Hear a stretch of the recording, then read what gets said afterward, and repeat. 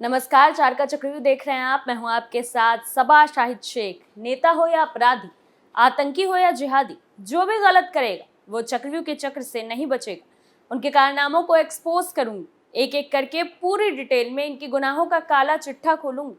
तो चलिए बताते हैं आज के वो कुछ नाम जो चक्रव्यूह के चक्र में आ गए। वो है राहुल गांधी। दूसरी खबर में बात बड़े फर्जीवाड़े की। तीसरी खबर में बात मदरसों की। चौथी खबर में बात महिलाओं को प्रेम जाल में फंसाकर बेच देने वाले सद्दाम की। सबसे पहले बात राहुल गांधी की। कांग्रेस नेता राहुल गांधी के बयान पर काशी के संत समाज ने आक्रोश व्यक्त किया है। इतना ही नहीं, उनके इस बयान की निंदा करते हुए बड़ी आपत्ति जताई। संत समिति की तरफ से कहा गया कि विदेश की धरती पर जाकर राहुल गांधी सनातन संस्कृति और देश को अपमानित करने का काम करते हैं।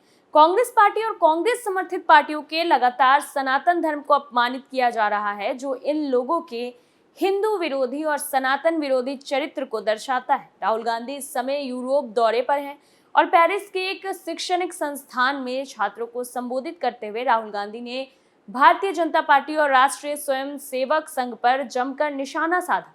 राहुल गांधी ने कहा कि बीजेपी के लोग हिंदू राष्ट्रवादी नहीं, उनका हिंदू धर्म से कोई लेना देना नहीं है। राहुल गांधी ने यह भी कहा कि ये विचार, ये शब्द हिंदू राष्ट्रवादी एक गलत शब्द है। वो हिंदू राष्ट्रवादी नहीं है, उनका हिंदू धर्म से कोई लेना देना नहीं है। इसके अलावा उन्होंने देश में अल्पसंख्यक को प्रताड़ित होने की भी बात कही। अखिल भारतीय संत समिति के राष्ट्रीय महामंत्री स्वामी जितेंद्रनाथ सरस्वती ने राहुल गांधी और कांग्रेस पार्टी के नेताओं पर जमकर आक्रोश व्यक्त करते हुए कहा कि इनके द्वारा लगातार सनातन धर्म को अपमानित किया जा रहा है, जिसे कभी स्वीकार नहीं किया जा सकता और कड़ी शब्दों में इसकी निंदा करता हूं। वहीं इसके अलावा उन्होंने बड़ा बयान देते हुए ये भी कहा कि चाणक्य नीति के अनुसार विदेशी मां की कोख से पैदा हुआ पुत्र कभी देशभक्त नहीं हो सकता। ये बात अब चरितार्थ हो रही है। इनके द्वारा लगातार विदेश में भारतीय सनातन संस्कृति को अपमानित किया जा रहा है, जो इनके हिंदू विरोधी चरित्र को दर्शाता है। दूसरी खबर में बात बड़े फर्जीवाड़े की। उत्तर प्रदेश में गोरखपुर की पुलिस ने एक ऐसे शख्स को गिरफ्तार किया है जो फर्जी कागजातों के आधार पर पैरामेडिकल कॉलेज की स्थापना करवाता था। वो प्रदेश के अलग अलग जिलों में पैरामेडिकल कॉलेज चलाता था। इन कॉलेजों में ANM, GDA, medical dresser, CMS, ED और डीएमएलटी की पढ़ाई करने वाले छात्रों का नामांकन होता था। जानकारी के मुताबिक आगरा के थाना शाहगंज के रहने वाले Pankaj Porwal Abdul Kalam group of institute के नाम से एक बोर्ड का गठन किया था। इस बोर्ड का मेन ऑफिस शाहगंज आगरा में है। यहाँ वो अपने पार्टनर और कथित बोर्ड के पदाधिकारियों के साथ मिलकर फ्रेंचाइजी देता था। साथ ही पूरा मेडिकल पैरामेडिकल कॉलेज खुलवा कर अवैध तरीके से संचालित भी करवाता था। पुलिस के मुताबिक साल 2013 में Abdul Kalam group of institute का संचालन आगरा के एक कार्यालय से किया जा रहा था। अब तक कुल 14 इंस्टीट्यूट खोले जाने की बात सामने आई। इसका 12 जिलों में संचालन किया जा रहा था। वहीं साथ ही 2013 से अब तक कुल 800 बच्चों का एनरोलमेंट किया गया है, जबकि मौजूदा समय में लगभग 200 की संख्या में बच्चे पढ़ भी रहे हैं। वहीं फ्रेंचाइजी देने के बदले 2 से 3 लाख रुपये पैरामेडिकल कॉलेज खोलने वालों से लिया जाता है। इसके अलावा प्रत्येक छात्र छात्रा से एडमिशन फीस और परीक्षा फीस अलग से ली जाती थी।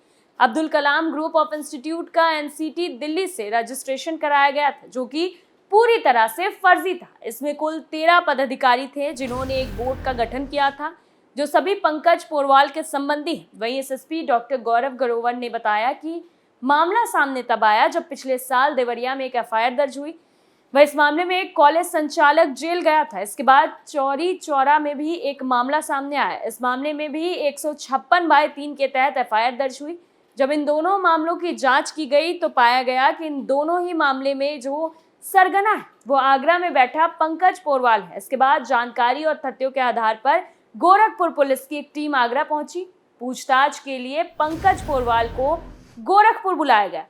वही सख्ती से पूछताछ करने पर उसने इस फर्जीवाड़े की जानकारी दी। इसके बाद उसे गिरफ्तार कर इस स्कैम का भांडाफोड़ किया गया। तीसरी खबर में बात मदरसों की। उत्तराखंड वक्फ बोर्ड ने अब उत्तराखंड के सभी मदरसों का स्वरूप बदलने का मन बना लिया है। अब उत्तराखंड के मदरसे दूसरे स्कूलों की तरह मॉडर्न नजर आएंगे, जिसमें एनसीईआरटी सिलेबस को मदरसे के बच्चों के लिए पढ़ाया जाएगा। पिछले काफी समय से उत्तराखंड के मदरसों को लेकर वक्फ बोर्ड तैयारी में लगा हुआ था। फिलहाल इस परिवर्तन के लिए ड्राफ्ट पूरी तरह तैयार कर लिया गया है। वहीं मार्च 2024 में उत्तराखंड के लोगों को मॉडर्न मदरसा समर्पित कर दिया जाएगा। उत्तराखंड में 117 मदरसों को मॉडर्न बनाया जाएगा, जिसमें पहले चरण में 4 मदरसों को मॉडर्न किया जाएगा। मदरसों में अच्छे फर्नीचर के साथ साथ कंप्यूटर लैब और दूसरे मॉडर्न स्कूल जैसी तस्वीर देखने को मिलेगी। मॉडर्न मदरसों में संस्कृत को पढ़ाने पर उत्तराखंड वक्फ बोर्ड के अध्यक्ष शादाब शम्स ने बताया कि जैसे और स्कूलों में एनसीईआरटी सिलेबस में सभी विषय हैं, उसी तरह संस्कृत भी एक विषय है। न केवल संस्कृत बल्कि दूसरी भाषाएं भी मॉडर्न मदरसाओं में पढ़ाई जाएगी। आगे उन्होंने बताया कि उनकी बहन रजिया सुल्तान ने कुरान शरीफ को संस्कृत में लिखा है, जिसके 18 सिपारे लिखे जा चुके हैं और बाकी 12 सिपारों को भी जल्द ही पूरा कर लिया जाएगा। साथ ही मॉडर्न मदरसों में पढ़ने वाले बच्चों का ड्रेस कोड भी होगा। वहीं उनका यह भी कहना था कि कुर्ता पजामा कोई ड्रेस कोड नहीं है। अब वक्फ बोर्ड तय करेगा कि बच्चे क्या पहनकर मदरसा आएंगे। बोर्ड का प्लान पूरी तरह से प्रॉपर ड्रेस करना है, जिसमें अब मदरसे के बच्चे भी सूट बूट में नजर आएंगे। वहीं इसके बाद से कुछ कट्टरपंथियों को मिर्ची लग गई है, क्योंकि उनका मानना है कि मदरसों में बच्चे कुर्ता पजामा और टोपी पहनकर आए, साथ ही मदरसों में संस्कृत क्यों पढ़ाया जाए। चौथी खबर में बात महिलाओं को प्रेम जाल में फंसाकर बेच देने वाले सद्दाम की। झारखंड की गिरिडीह पुलिस ने सोशल मीडिया पर महिलाओं को प्रेम जाल में फंसाकर उनका शोषण करने वाले सद्दाम हुसैन को गिरफ्तार कर लिया। गिरफ्तारी के दौरान सद्दाम एक महिला को ट्रेन में बिठाकर उसकी मर्जी के खिलाफ कोलकाता ले जा रहा था। पीड़िता को सही सलामत मुक्त करवा लिया गया है। वहीं आरोपी को गिरफ्तार कर उससे पूछताछ की जा रही है। अब तक सद्दाम ने कई महिलाओं की जिंदगी खराब की है। बताया जा रहा है कि सद्दाम लड़कियों को धर्मांतरण पर मजबूर करके उन्हें अलग अलग शहरों में बेच देता था। दरअसल सूत्रों के मुताबिक सद्दाम गिरिडीह के गांव थाना क्षेत्र के बादीडीह का रहने वाला है। निमिया घाट इलाके की पीड़िता ने गिरिडीह के साइबर थाने में शिकायत दर्ज करवाई थी। शिकायत में पीड़िता ने बताया था कि शादीशुदा और बाल बच्चेदार सद्दाम हुसैन सोशल मीडिया पर खुद को कुंवारा बताता है। वो फर्जी प्रोफाइल बनाता है और लड़कियों को अपने चंगुल में फंसाने की फिराक में रहता है। इसी जाल में पीड़िता ने खुद को फंसा बताया। वो सद्दाम की बातों में आ गई। सद्दाम ने पीड़िता को होटल में मिलने के लिए बुलाया था और वो विश्वास करके चली गई। आरोप है कि यहाँ सद्दाम ने पहले पीड़िता की मांग में जबरन सिंदूर भर दिया। बाद में उसने महिला से दुष्कर्म किया और इस दौरान आपत्तिजनक फोटो और वीडियो बना लिया। सद्दाम इन्हीं तस्वीरों के सहारे लड़की को ब्लैकमेल करने लगा। कुछ दिनों बाद वो पीड़िता को अपने साथ कोलकाता ले जाने की जिद करने लगा। जब महिला ने इसका विरोध किया तो न सिर्फ उसके आपत्तिजनक फोटो वीडियो वायरल करने बल्कि उसके पूरे परिवार को खत्म करने की भी धमकी दी गई। लड़की के मुताबिक सद्दाम की इन धमकियों में पीड़िता के परिवार की अन्य महिलाओं से भी गंदी हरकत करने की धमकी थी। सद्दाम की धमकियों से तंग आकर और कोलकाता जाने पर खुद को मजबूर किए जाते हुए देख पीड़िता ने इसकी शिकायत गिरिडीह के साइबर थाने में की। साथ ही मामले की सूचना गिरिडीह के पुलिस अधीक्षक दीपक शर्मा को दी गई।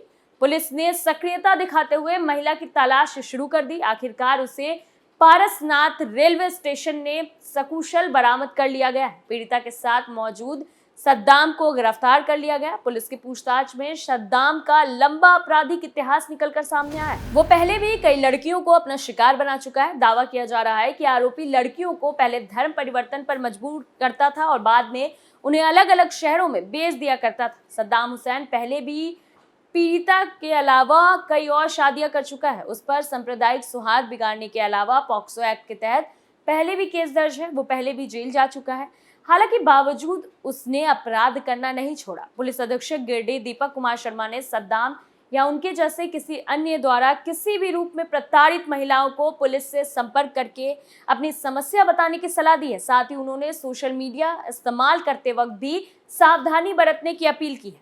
फिलहाल के लिए 4 का चक्रव्यूह में इतना ही। देखते रहिए कैपिटल टीवी उत्तर प्रदेश। नमस्कार।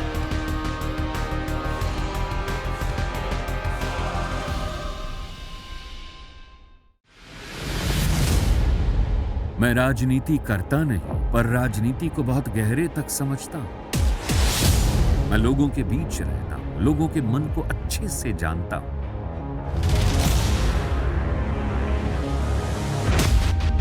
पब्लिक और पॉलिटिक्स की हर नब्ज को खूब पहचानता हूं। संघर्ष की सियासत से सत्ता के सिंहासन तक मैं हर खबर से खरा सच निकालता हूं। न कोई दौड़, न कोई race. Capital T, Uttar Pradesh.